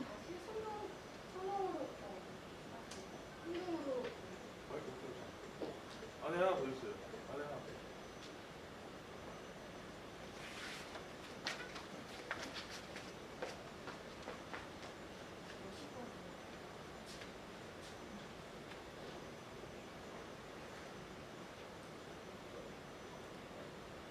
네, 그 농촌으로 들어와서 농사가 중심이 되는 농사가 근본이 되는 사회로 공동체를 형성하는 고민을 해야 된다고 생각합니다. 네, 그러자면은 지금의 자본주의 체제에서는 이게 불가능하다고 생각하거든요. 다시 그 작은 지역에서 소규모 공동체들이 필요한 만큼 생산하고 그 생산 수단을 기업과 국가가 아니라 자본가가 아니라 이렇게 소농들, 일반 시민들이 생산 수단을 가지고 생산을 적절히 필요한 만큼만 관리하고 생산할 수 있는 시스템을 만들어야 된다. 이거는 그냥 사업 몇 개로 할 수 있는 게 아니라 자본주의 체제가 전환하지 않으면 안 되는 문제다라는 말씀을 드리고 싶습니다. 뭐 적응하는 것도 중요한데요. 네, 이것보다 저는 체제 전환이 더 중요하다고 생각합니다. 이건 나중에 한번 보시고, 그러니까 지금의 자본주의 체제가 전환하지 않으면 아무리 농사를 통해서 기후위기 해결자로 나서고 싶어도 한계가 있다라는 말씀인 거예요. 체제 전환을 통해서만 기후위기의 적극적인 해결자가 될 수 있는 기반이 마련될 수 있다라는 거죠. 네. 그리고 다 아시겠지만 이렇게 뭐지 혹시 무경문으로 혹시 농사 짓는 분 계세요? 혹시 있으세요? 없으시구나. 그리고 이게 여기 뭐 실질적으로 토양의 탄소를 저장하는 방법 중에 하나가 무경운도 있고요. 나무도 작물 다년생 식물 중심으로 작물 중심으로 심고 그다음에 나무하고 같이 그 경작을 하는 방법이 굉장히 좋다고 하더라고요. 네, 그거는 그 방법은 물도 저장할 수 있고 그 토양의 탄소를 많이 저장할 수 있는 좋은 방법이라고 합니다. 그다음에 이런 거 한번 보시고요. 네. 근데 이게 그 조금씩 연구 결과마다 다른데 그 토양 탄소 격리를 통해서 얼마나 그 효과가 있느냐라고 했을 때 전 세계적으로 매년 배출되는 탄소의 10에서 15%를 토양에 저장 가능하다라고 말하는 연구자들도 있고요. 근데 이렇게 했을 때 토양의 탄소를 증가시키면 오히려 생산량은 더 증대된다고 하더라고요. 네. 무경을 통해서도 마찬가지고. 네. 그리고 어떤 그 연구 결과 같은 경우는 여기 보면 1.5도 이내로 제한하는 데 있어서 그러니까 그 350 ppm 이하로 온실가스를 우리가 줄여야 된다고 하는데 그 350 ppm 이하로 줄일 수 있는 동안 줄여야 되는 탄소가 106.225 기가톤인데 이거를 탄소 농법으로 총 5년 이내로 모든 농지와 개간지를 이렇게 탄소 농법으로 전환하면 5년 이내에 이거를 달성할 수 있다라는 연구도 있습니다.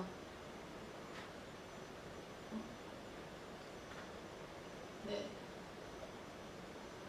그래서 지금까지는 농산물을 계속 상품으로 인식해왔기 때문에 농민 여러분들이 아무리 좋은 농법을 사용하고 싶어도 할 수 없는 물리적인 한계가 있었는데 이제는 상품으로서의 농산물이 아니라 농산물은 모두 국가뿐만 아니라 모든 사람들이 관리할 수 있는 공공재가 되어야 된다. 공공재로서 전환이 되어야 된다. 이거는 정말 큰 혁명을 통해서 체제 전환을 통해서 가능한 얘기거든요. 전 농민들이 그 중심에 있다고 봐요. 농민들이 기후위기의 가장 큰 희생자이고 또 기후위기를 해결할 수 있는 가장 잠재적인 분들이기 때문에 지금의 위기 상황을 정부와 기업한테 책임을 묻고 들고 일어나서 체제 전환을 위한 농민운동을 당사자 운동을 시작을 해야 된다고 생각해요. 이렇게 앉아가지고 정부가 어떻게 해줄 것이다 잘 알아서 하겠지라고 기대하면 절대 안 돼요. 농민이 다시 혁명의 주체가 되어야 된다고 생각합니다.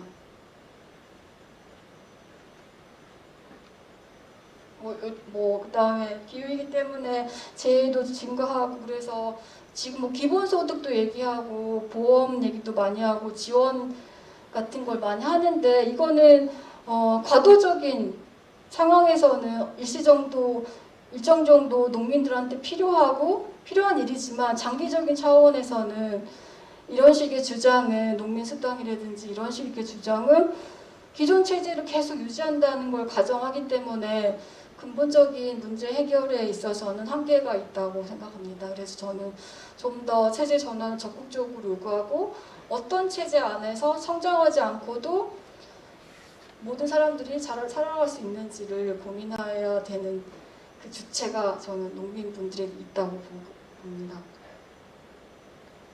네. 아까 말씀드렸는데 기후위기 대응을 위해서 지금 정부와 기업들이 계속 주장하고 있는 게 전기차, 태양광, 전기차로 바꾸고 태양광으로 에너지원을 바꾸고 개인들이 열심히 실천하고 하면 되는 것처럼 자꾸 기술적인 처방만을 얘기하고 있는데 기술적인 처방만으로는 오히려 온실가스가 증가하면 했지 줄어들지 않아요. 그리고 또 다른 기술 때문에 새로운 기술 때문에 또 다른 위험을 발생시키고 또 다른 착취 구조를 또 계속 양산하는 구조로밖에 갈 수가 없거든요. 그래서 에너지원만 바꾸면 되는 게 아니라 에너지원도 바꾸고 개인의 생활 방식, 여태까지 살아왔던 방식도 바꾸고 이 기후위기를 불러온 자본주의 체제를 근본적으로 바꾸지 않으면 안 된다라는 말씀을 강조하고 싶고요. 그래서 결국에는 기후위기라는 문제는 어떤 사회에서 어떻게 살고 싶은가, 어떤 사회에서 살 것인가 라는 질문을 불러오는 문제라고 생각합니다. 이 질문에 답하기 위해 열심히 지금부터 머리를 맞대고 합의하고 고민하지 않으면 안 된다고 생각합니다. 네, 지금 우리나라뿐만 아니라 전 세계적으로 기후위기가 너무 심각하기 때문에 국가적으로 지방정부가 탄소 중립, 그린 뉴딜 이런 얘기들을 많이 하고 있거든요. 근데 그린 뉴딜이라는 건 핵심이 뭐냐면 경제 성장도 하고 기후위기도 막을 수 있다. 이거거든요. 근데 이거는 사기예요. 지금의 생태 용량은 더 이상 성장을 허용하지 않는 물리적 한계를 넘어섰어요. 지금의 경제 성장 더 이상 물리적으로도 불가능하고 윤리적으로 한계도 넘어섰고 사회적으로도 한계를 넘어섰어요. 지금은 성장이 아니라 성장하지 않고 살 수 있는 새로운 윤리적 공동체, 새로운 경제적 공동체가 무엇인지에 대한 고민을 하고 적극 새로운 세상을 만들 용기를 내야 되는 시점입니다. 네. 여기에 보면 이 그래프를 보면 지금 왜 그린 뉴딜이 사기인지를 말씀드릴게요. 이 그래프가 이거예요. 이 온실가스 배출량에 따라서 경제성장률 GDP가 비례해서 성장했죠. 올라가고 있죠. 네, 온실가스 줄이면 경제성장은 당연히 내려가요. 성장하면서 온실가스 줄인다? 불가능한 일이에요. 모순되는 일이에요. 근데 자꾸 그걸 가능한 것처럼 얘기해요. 그건 엄청난 기만이에요. 네, 그리고 여기 보면 지금 한국인 이렇게 세계 생태 용량을 나타내는 보기 쉽게 물리적 생태 수용성을 초과했다라는 걸 보여주는 건데요. 한국인처럼 산다면 몇 개의 지구가 필요할까 이런 거잖아요. 지금 3개 반이 필요해요. 지금과 같이 산다면. 호주인처럼 산다면 5개가 넘게 필요해요. 이미 우리는 지구가 제공할 수 있는 생태 용량을 훨씬 초과해서 미래에서 끌어다 쓰고 있는 거예요.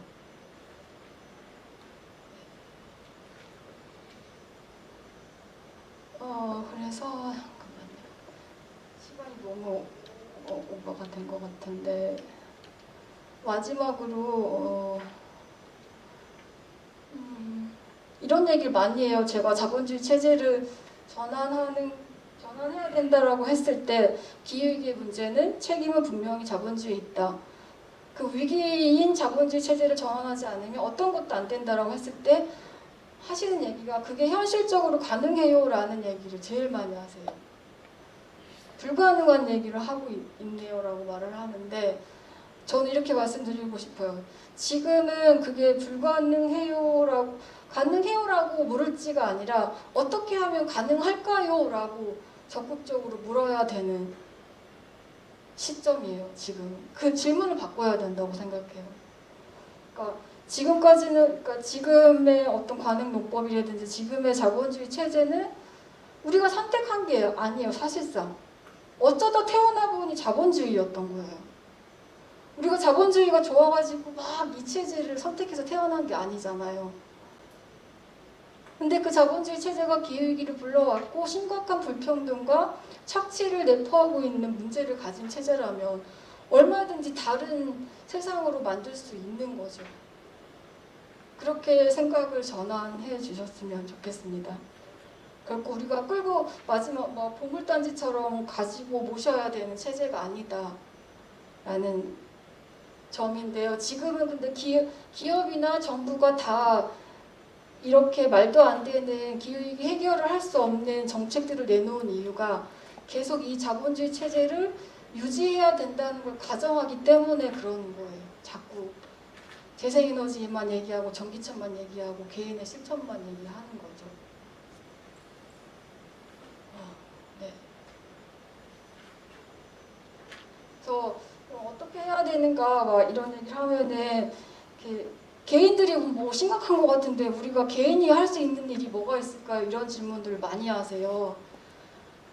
근데 정말 개인이 할 수 있는 일은 정말 많아요. 그리고 중요하고 뭐 예를 들어서 지금 우리 에어컨 틀어놓고 있잖아요. 이거 지금 안 켜도 돼요. 오늘 그렇게 안 더워요. 불 너무 많이 화내요. 그리고 다 자동차 있으시죠? 그리고 고기 엄청 많이 드시죠? 육식이 온실가스 기여도가 단일 교통수단 운송에서 발생하는 게 14% 되는데요. 육식으로 인해서 배출되는 온실가스가 16%예요. 육식으로 인한 온실가스 배출이 엄청 많거든요. 그래서 개인이 당장 실천할 수 있는 것 중에 하나가 가장 손쉬운 게 육식을 하지 않거나 줄이는 거예요. 근데 몇십 년 전만 하더라도 고기를 매일 드시지 않았잖아요. 그리고 이렇게 가게들이 이렇게 고깃집들이 많지도 않았고, 네, 그것도 개인이 육식을 최소화하고 하지 않는 것으로도 엄청나게 많이 줄일 수 있고요. 할 수 있는 거 많아요. 소비를 하지 않는 거예요. 옷도 너무 많이 사요. 요즘 젊은이들은 패스트 패션이라고 해가지고 옷값이 싸져가지고 엄청 많이 계절마다 사고 막 물건들도 엄청 소비하잖아요. 네, 그런 것만 줄여도 일회용 쓰지 않고 텀블러 갖고 다니고 가능한 소비를 적게 하고 자급자족 하는 것만으로도 많이 이렇게 온실가스를 줄일 수 있어요. 하지만 그것만으로는 안 되는 거예요. 그거는 굉장히 온실가스를 줄이는데 기반이 되는 거지만 그것만 강조하는 전략을 쓰는 게 정부와 기업이거든요. 그렇게 되면 기업과 정부의 책임은 자연히 방기가 되는 거예요. 은폐시키는 거예요. 그래서 우리는 끊임없이 무엇이 어떻게 해야 하는가라고 했을 때 가장 중요한 건 지금처럼 살아왔던 대로 살면 안 되고 지금과 같은 방식으로 인해서 수많은 생물종들을 멸종시킨 거에 대해서 저는 미안한 마음을 가지고 있어야 된다 생각해요. 그리고 지금과 같이 자연과 맺어왔던 관계를 근본적으로 다시 성찰하고 반성하고 자연과 인간의 관계를 다시 고민을 해야 된다라고 생각합니다.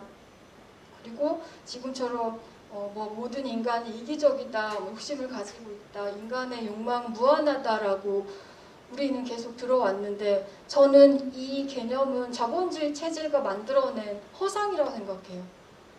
허구적인 욕망이라고 생각해요. 전 모든 생명은 서로 돕는 존재라고 생각하거든요. 그래서 그 소중한 속성을 다시 복원하고 서로 돕고 보살피는 새로운 연대 조직, 새로운 공동체를 만들 수 있다라고 용기를 가지셨으면 좋겠어요.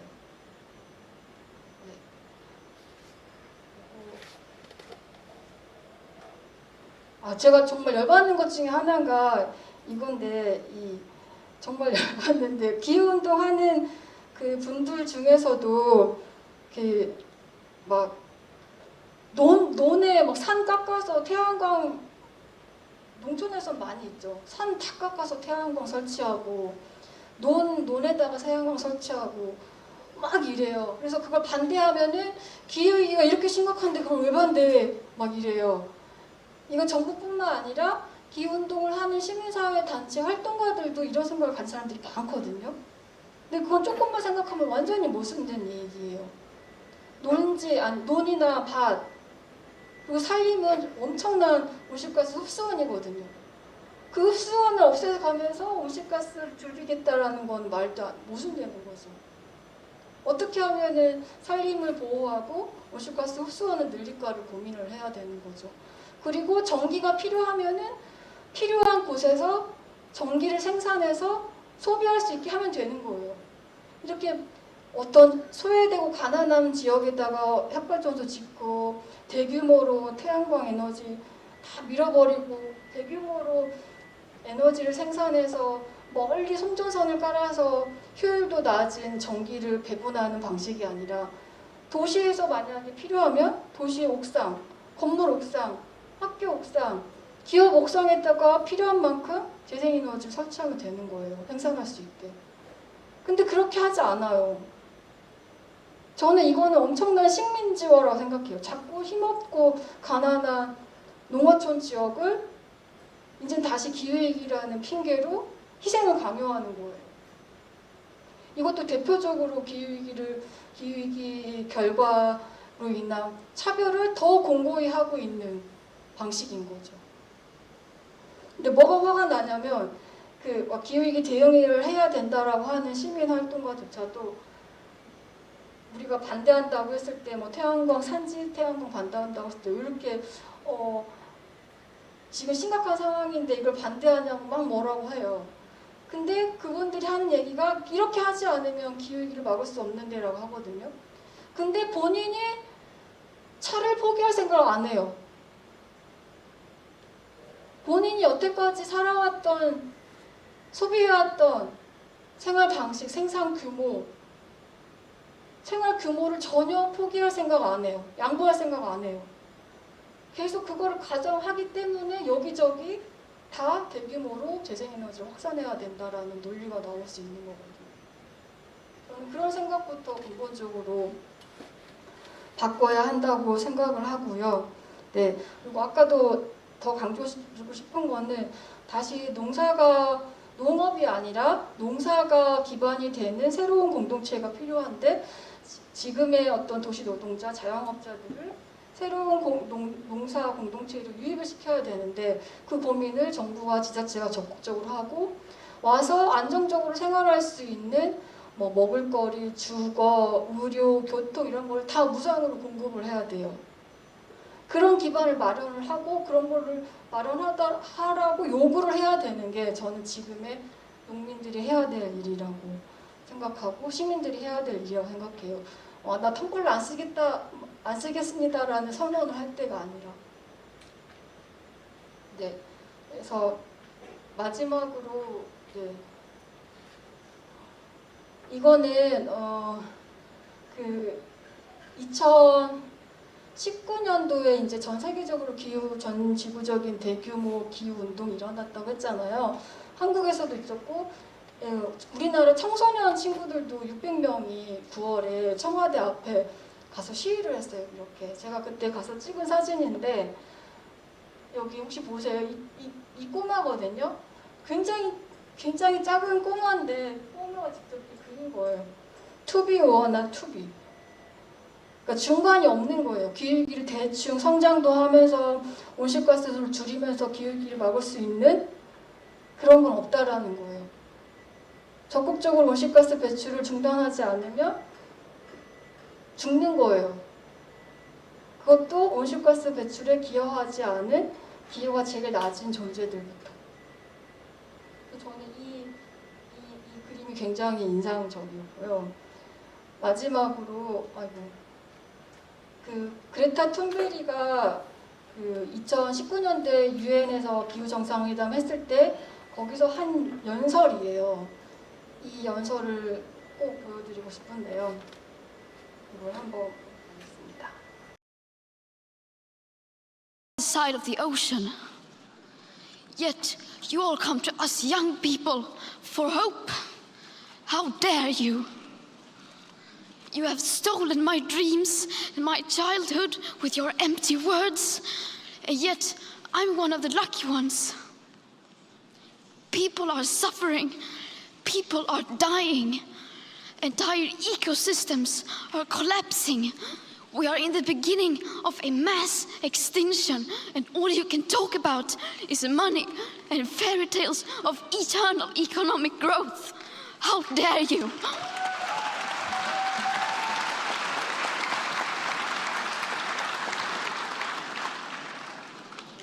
For more than 30 years, the science has been crystal clear. How dare you continue to look away and come here saying that you are doing enough when the politics and solutions needed are still nowhere in sight. You say you hear us and that you understand the urgency. But no matter how sad and angry I am, I do not want to believe that. Because if you really understood the situation and still kept on failing to act, then you would be evil, and that I refuse to believe.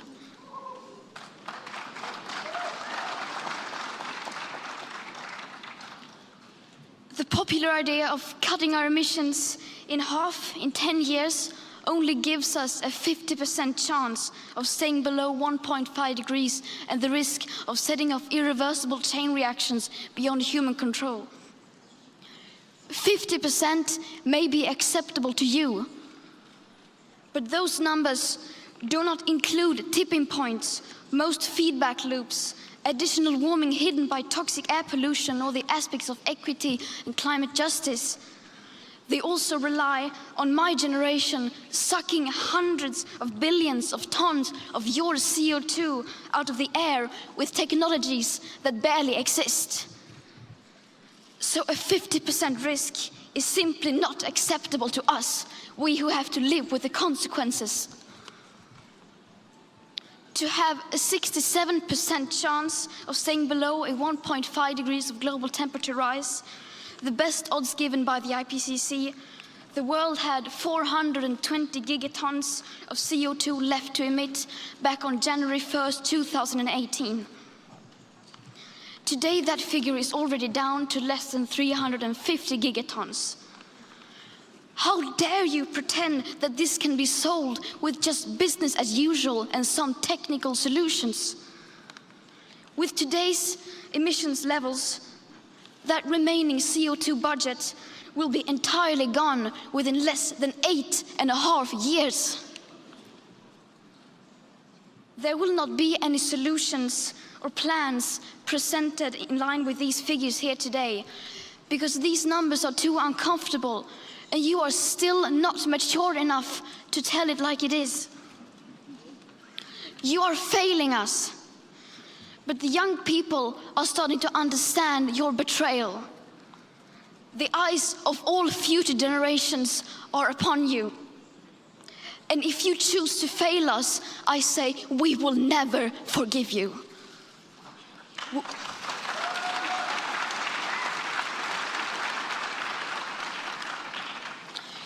We will not let you get away with this. Right here, right now, is where we draw the line. The world is waking up, and change is coming whether you like it or not. Thank you.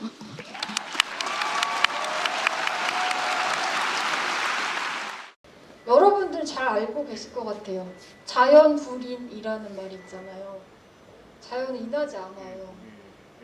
네.